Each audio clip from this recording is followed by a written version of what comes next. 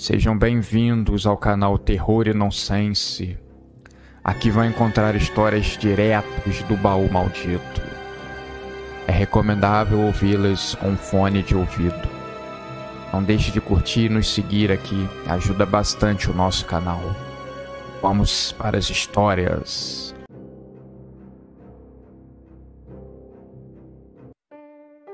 Havia uma linda fazenda naquele recanto, protagonista de inúmeras histórias do cinema e do teatro, até que em um dia comum do verão, dois atores nadavam em uma lagoa com águas cristalinas, e a moça veio desaparecer, uma ótima atriz da sua geração. O mistério em cima do seu desaparecimento perdurou por mais um tempo. As autoridades não revelavam. Talvez não fosse importante. A fazenda era rodeada por vastos campos e uma floresta densa, larda em inúmeros casos de morte. Uma energia pesada que consumia aquele lugar. Muitos a chamavam a Floresta Maldita. O que as pessoas comentavam entre elas sobre o desaparecimento, a essa altura, as pessoas já sabiam que ela estava morta. Elas comentavam que Catarina, a atriz, estava traindo seu marido com um ator mais jovem e igualmente belo, na flor da juventude, o seu par na novela. O seu marido, então enfurecido, com a ajuda da irmã, matou Catarina e jogou seu corpo no fundo da lagoa, fazendo ali a sua morada final. Um crime hediondo quase perfeito. Os anos passaram, mas a lenda dizia que a alma de Catarina nunca deixou a lagoa, protegendo um segredo valioso que foi enterrado com ela. Os moradores evitavam a lagoa, dizendo que uma mulher muito pálida e com o seu vestido encharcado vagava pela beira do lago, especialmente em noites de lua cheia. Quando a fazenda havia chegado ao seu mínimo histórico de valorização, um ambicioso empresário a comprou. Ele planejava drenar a lagoa e construir naquele lugar um mega complexo de luxo, com diversão e um hotel para celebridades que pudessem pagar o alto custo da diária. No entanto, quando as máquinas começaram a trabalhar, coisas estranhas ocorreram. Equipamentos falhavam sem explicação. Trabalhadores relatavam sentir mãos geladas tocando-os enquanto trabalhavam perto da água, e alguns sofreram acidentes inexplicáveis. Quanto mais um empresário forçava para que as obras andassem mais rápido, era aí que as coisas andavam para trás. Um dos trabalhadores mais jovens, um dia, enquanto estava trabalhando perto da lagoa, sentiu um toque gelado na nuca e adormeceu. Catarina estava agora nos seus sonhos. Ela começou contando que todas as coisas que falavam sobre seu crime eram mentiras e que esse jovem precisava ir atrás da verdade. O que ela sabia revolucionaria o mundo. Por isso ela pagou com a vida e foi silenciada. Por isso o seu crime fora encoberto e escolheram seu marido como bode expiatório. Aquele jovem era a última esperança de salvar um enorme segredo que descansava no leito daquele rio. Catarina fez o pobre homem vivenciar os seus últimos minutos. Ele sentiu o aperto na garganta. Ele sufocou quando ela foi afogada ali mesmo na lagoa, e ele acordou sem ar. Mas ele pôde ver no último instante algo mergulhando e se escondendo dentro da lagoa. Ele retirou a camisa e pulou na água, A lagoa era muito funda. Ele não conseguia enxergar o fundo. Mas ele precisava saber os segredos que estavam escondidos ali. Aos poucos, dia após dia, mesmo com os acidentes ainda acontecendo, as obras na fazenda continuavam a todo vapor. O empresário, a cada dia mais alegre, e a lagoa, a cada dia mais vazia. Aos poucos, as suas margens iam diminuindo de tamanho. Era muita água ainda que precisava ser drenada. O jovem trabalhador sorrateiramente tentava descobrir o que seu chefe queria com aquela obra. Não descobrindo nada, ele tentava sabotar ao máximo as obras, mas precisava ter cautela.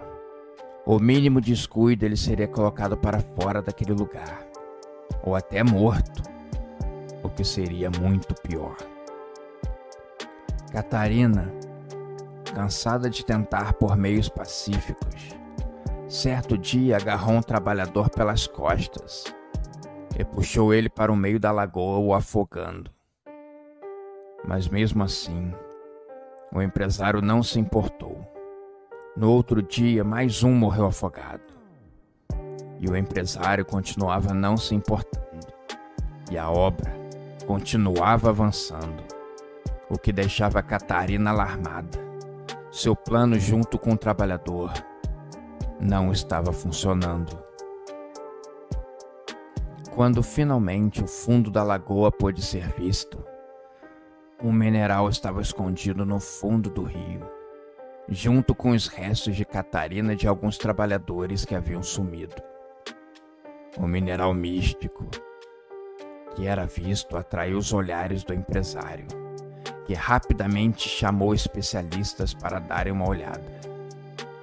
Que sorte! Acho que vou ficar ainda mais rico com essa descoberta. Que maravilha! Ele pensava. Catarina, então, no seu último esforço, fez o jovem ver o que havia acontecido no dia da sua morte. Ela estava feliz. A gravação da novela já tinha acabado e ela descansava na fazenda. De noite, quando ela passeava pelos campos, uma nave alienígena caiu.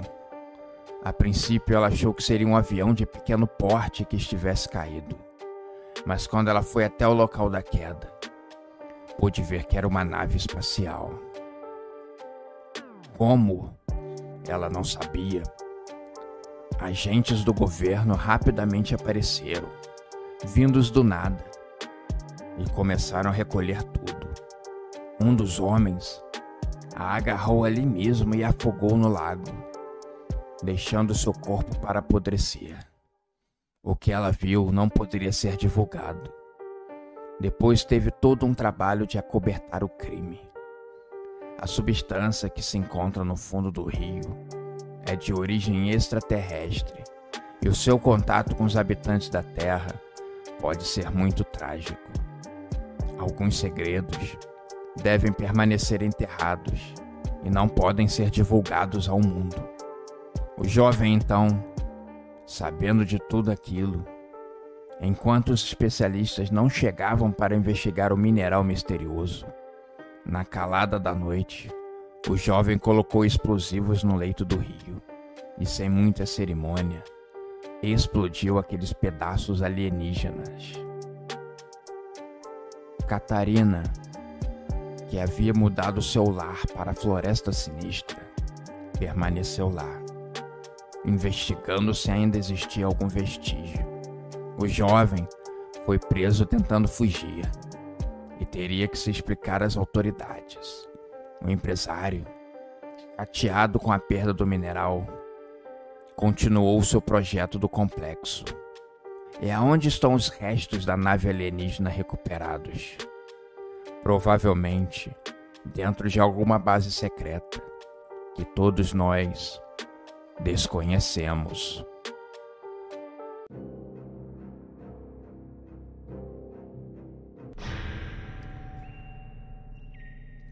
O vento soprava forte e algo estava chegando para mudar a vida e a rotina das pessoas. Vindo de um mundo diferente, que parece ser paralelo ao nosso, e de certa forma exercer alguma atração. Algo silencioso estava espreitando as ruas, esperando o momento exato de atacar. As pessoas incautas seguiam suas vidas da forma mais normal possível. Um homem estava na catedral, ajoelhado, conversando com o padre sobre os seus pecados. Deus dizia que ele estava no caminho certo. O arrependimento era o melhor caminho. Ele se chamava João. O padre fez com que ele rezasse 20 Ave-Marias e 10 Pai Nossos. O homem executou a tarefa feliz e depois foi para casa. O padeiro da cidade, assim que entregou o pedido a uma moça de meia-idade, começou a tossir. Depois tossiu violentamente. Sozinho na padaria, ele não teve outra coisa a fazer senão abaixar as portas e voltar para casa. Do nada, ele começou a se sentir muito mal. Morreu poucos dias depois. Não demorou muito para que os hospitais da cidade estivessem todos lotados. Pessoas morriam na fila de espera. Pessoas morriam em casa. Pessoas morriam na rua. Era algo muito fora do normal o que estava acontecendo, alertando todas as autoridades do estado e do país. Aquela doença misteriosa precisava ser contida. Uma grande praga tinha se abatido sobre aquela cidade. Uma epidemia sem precedentes tinha ceifado quase metade daqueles moradores. Quando o surto fora contido, várias pessoas diziam que era uma tragédia moderna, algo um pouco mais ameno do que tinha acontecido em Sodoma e Gomorra. Mas eles tinham a convicção: a cidade estava sendo punida pelos seus pecados, e só os impuros haviam sido mortos. A enorme catedral local, naquele dia, estava realizando o velório de uma figura muito importante, a última que havia sido acometida por aquela misteriosa doença. Era o prefeito da cidade, muito querido e amado, que ele já estava no seu 4º mandato. Dezenas de pessoas estavam ali para se despedirem daquele homem. O padre fazia todos os procedimentos e as pessoas depositaram uma pétala de rosa em cima do seu caixão. O olhar do morto era tranquilo e sereno. Parecia de uma pessoa que estivesse apenas deitada e dormindo.